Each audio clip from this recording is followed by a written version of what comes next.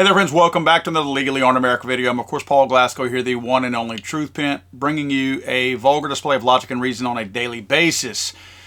Today we're going to talk a little bit more about suppressors, and we're going to talk about suppressor stupidity, and we're going to talk about suppressor smarts. But I'm actually going to let politicians do a lot of the talking because I have some videos here that are going to excite you and then disappoint you with the level of stupidity that you probably aren't used to seeing, except from people who call themselves gun experts on the left. First, guys, please go check out my friends CMMG. They have a brand new line of zeroed brand suppressors that they are releasing. These suppressors offer impressive sound suppression. They're very ruggedly built, and trust me, they are at a very affordable price. They're calling these the everyman suppressor, meaning that they are at a price point where they expect most everybody, every man at least, if you still know what men are, to be able to afford one. These suppressors are built in-house in America, in Missouri, at the CMMG plant. They're made with 17-4 stainless steel, and they feature a durable tubeless design, laser welded baffle stacks, and easy to clean nitride finish. Check them out. Go to cmmg. Again, cmmg. Don't forget to use my code FTATF and you will get 10% off these unbelievable suppressors, along with anything else from CMMG. Again, FTATF is the discount code. Friend, this whole reconciliation process has certainly made us recognize, at least, who the real people are in the corner of the Second Amendment. I know a lot of people are singing the praises of the one big beautiful bill, or whatever they're calling it now. I believe Chuck Schumer actually, this is how important it is to them to have stupid names.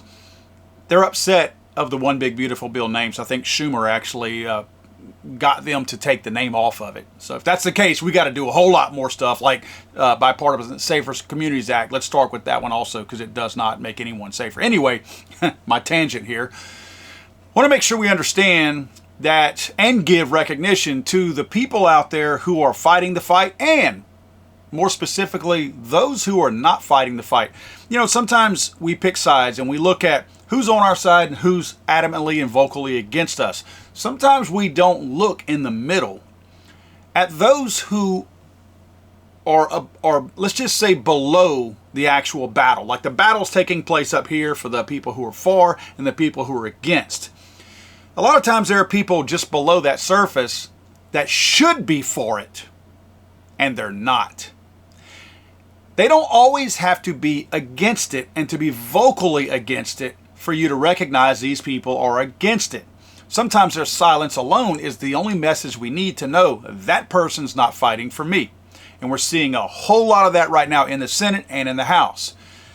I want to make sure that we give credit where credit is due. There are a lot of good Republican House members and Senate members who are on our side, and I think they are rising to the top. But one that is more vocal than probably anyone from the House right now has got to be Representative Clyde. This man from the very jump has been on our side. He's been vocal about it. I'm a little afraid right now because he's standing in the way of just an absolute passage of what the Senate sent back to the House. I'm worried that he's going to get trumped, that he's going to get DeSantis, that he's going to get Massied, if you know what I mean. In other words, if he's not falling in lockstep because he's holding on to a principle, meaning Second Amendment, I'm afraid that they're going to try to roll over him, and Trump, more specifically, is going to come out and say a bunch of bad things about Clyde. Because Clyde has brought it up again. I mean, Clyde sent what he wanted to the Senate and got garbage back. And not only is he standing firm with his convictions, but he's also added what should have been in the House bill to begin with before it went to the Senate in terms of all short-barreled firearms and suppressors being removed from the NFA. Not just the zeroed out tax, but the entire thing, meaning the taxed regulation of them. Again, that's important. And he points out in a video clip that I'm about to show you how the Senate parliamentarian is incorrect. We've been talking about this for a couple of weeks now, how she is wrong. This Obama-era Harry Reid appointed parliamentarian.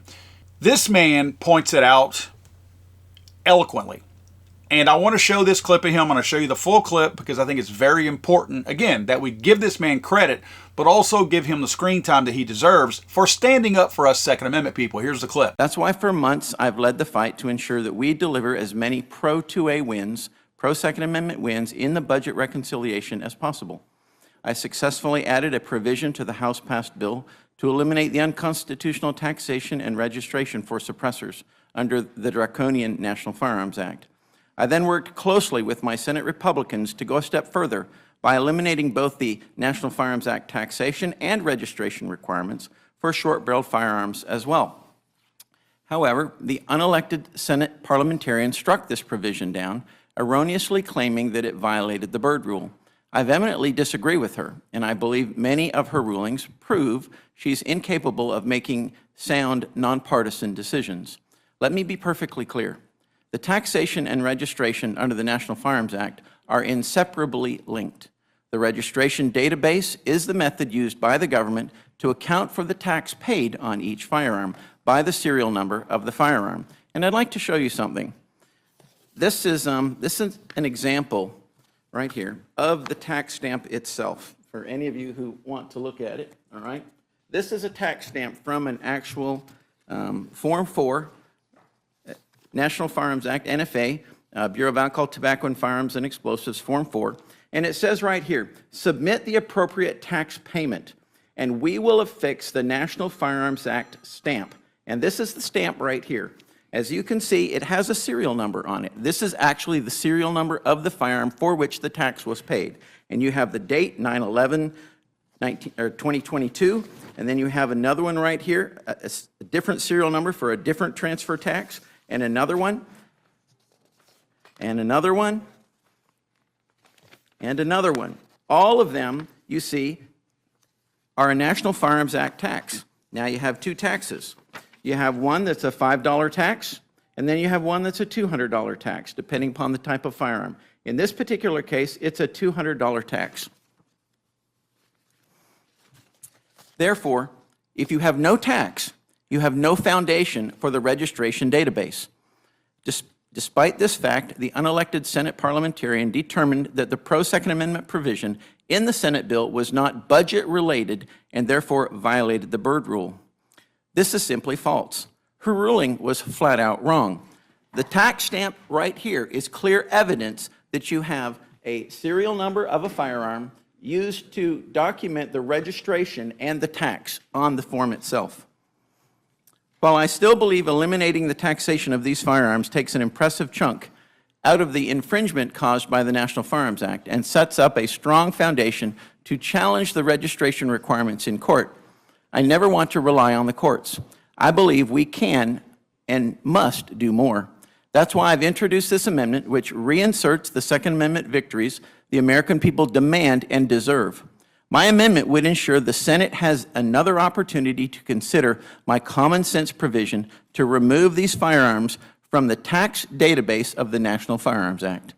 This amendment gives us another chance to eliminate the 91-year-old taxation and registration of suppressors and short-barreled firearms, championing American Second Amendment liberties instead of tolerating the partisan, unelected Senate parliamentarians' illogical ruling. The American people are demanding that we fight, and my amendment ensures that the fight lives on. Now, I said in my video yesterday, jokingly of course, that I wish Congressman Clyde would adopt me, because he's a true Second Amendment supporter, a true American congressman that so far, I mean, I know a lot of these people get corrupted eventually. So far, he is fighting our fight. And it almost looks like he's not fighting it single-handedly, but boy, it sure appears that way. There are some Republicans, some conservatives that are behind him, but there's a lot who are silently against him because they're not speaking out in favor of him. I think we need to take particular note of those people as this bill makes its way through. Yes, some of them probably are being quiet because there's other things they're looking at. I know they're still looking at all this garbage in there as far as the transgender mutilation. They're trying to make sure that there's no money allocated for that. They're trying to make sure that there's not welfare money tied to illegal aliens. There's a lot of things going on right now, and I understand that other people have their other fights and their other hills that they're trying to die on right now. So again, I don't want to take too much away from some of the people who aren't being vocal, but I think whenever it comes down to it, we should pay particular attention to the people who might be against allowing this amendment that Congressman Clyde is putting forth to be included in the next generation of the big, beautiful bill before it goes back to the Senate. If this thing is passed as is in the House in order to be able to go straight to the president's desk to sign in. That's not acceptable. And I think a lot of people should be called out after that. Again, I'm kind of pumping in the brakes right now on naming those names because I feel like maybe those people, I mean, I'm not in D.C., I'm not walking the halls of Congress right now to see what's going on. Maybe they are supporting the congressman, and I just don't realize that. Again, they may have their own fights that they're fighting right now. I think it's really, really important. Now, one quick side note that I want to point out before I show you this next clip.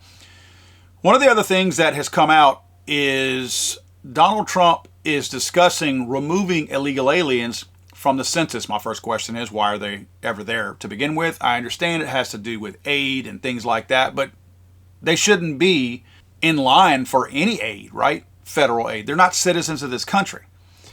If Donald Trump is successful in getting the census count performed going forward without illegal aliens in it, and if there's any more efforts to enact voter ID laws, watch how fast the Democrats stop caring about illegal aliens. You know, the only reason why the Democrats care about illegal aliens is because it's going to rewrite all the districts, rebuild, redraw, redesign all the districts out there. That's going to give not only Democrats more power over some of these districts, but it's going to add districts in some cases because those population numbers increase, right? So they have a very large vested interest in having illegal aliens coming in here and acting like they care for them. And then make no mistake, they pretend that they care for them. They don't truly care for them. We all know that, and they know that. Nobody's really bought into that theory that they actually care about them. Watch how quickly, when it doesn't benefit them more to have their redistricting as a result of illegal aliens here in the country via the Census Act, and if voter ID is out, there's no reason for a Democrat to pretend to like an illegal alien anymore. If an illegal alien is not voting a Democrat into office, or if an illegal alien is not present in a district to give an additional Democrat a district in your state, they have nothing to gain. They never cared for you, illegal aliens. That's why we saw such a shift in the 2024 election, people voting for Trump, because these people are wising up and realizing that they've been treated like slaves all along, and they're expected to continue to be slaves going forward. There's never been any kind of emotion or true care for these people to begin with. That's going to be revealed. You will see an overnight shift if for some reason that census is taken care of like that and voter ID is put in place. Now, this next clip I'm going to show you, it's more to show the stupidity. You know, we have people, what's the phrase? It's better to keep your mouth shut and appear stupid than to open your mouth and remove all doubt. Democrats have never been shy about removing all doubt about how stupid they are. And the gun argument is the one place that they love to reveal their stupidity. Part of the reason why that never really hurts them is because we know they're stupid and we'll never support them. Their supporters are equally stupid and know less about guns than they probably do. Therefore, whenever they say these stupid things, their people take it and run with it. The clip I'm about to show you can be used against this this congressman, and can be used for him. And what I mean by that is we will use it against him to show how stupid he is. His constituents, however, this is McGovern we're talking about, will use it in his favor because they will forward this clip, assuming it's real, because he's a congressman. He should know better. So they're going to use it to try to act like my congressman knows what he's talking about. Combining a silencer and a concealable short-barreled rifle with easy-to-assemble and totally legal parts would allow people to convert them into untraceable, unregistered machine guns. What you just said is one of the most insanely idiotic things I have ever heard. At no point in your rambling, incoherent response were you even close to anything that could be considered a rational thought. Everyone in this room is now dumber for having listened to it.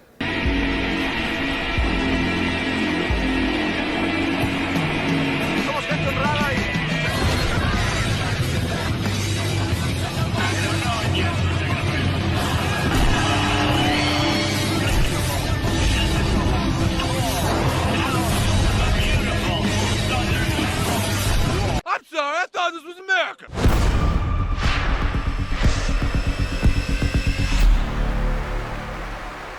Picha ammo!